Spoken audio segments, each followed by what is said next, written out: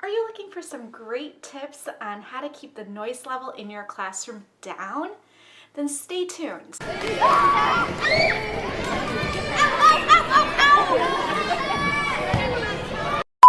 there! I am really excited that you decided to join me again this week. I will be talking about and giving you some strategies on how to keep your noise level a little bit lower.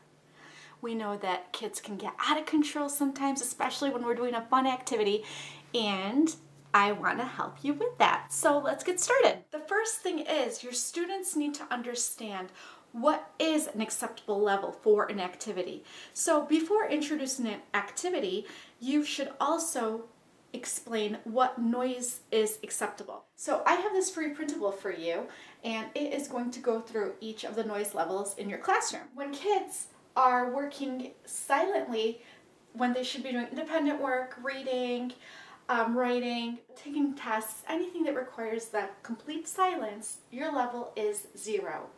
And that sounds like... Yeah, silence is bliss, isn't it? Okay, the next level up is level 1, and that is when you are doing partner work and you should be whispering. The best way to teach whispering is by actually showing what it feels and sounds like. So have your students talk like this and put their hands on their throats. If they don't feel the vocal cords vibrating, it's a whisper. But if you feel the vocal cords vibrating, that's just talking, and that's not gonna fly because we need you to whisper, don't we?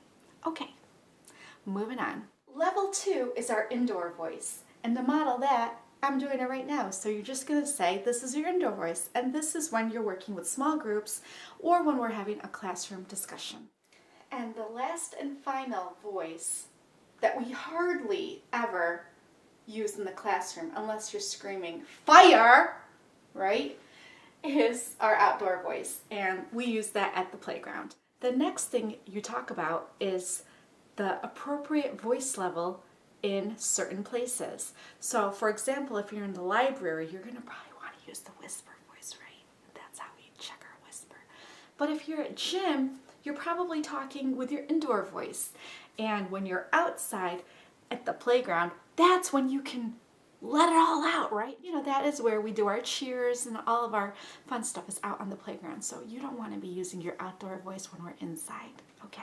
So once your students have seen you model and have used the chart during activities, or when you're starting an activity and you actually say, we are going to be talking at a level 2 voice level right now, then you're going to start using monitoring strategies. And a couple monitoring strategies that I want to share with you is an app called Noise Down. And it's a great app, and you can just keep that going during an activity so that once a certain decibel is reached, a decibel that actually you define, an alarm goes off so the kids know that it's time to quiet it down, right? I find it to be a really great way to monitor noise level in general. Another strategy is using something called quiet critters.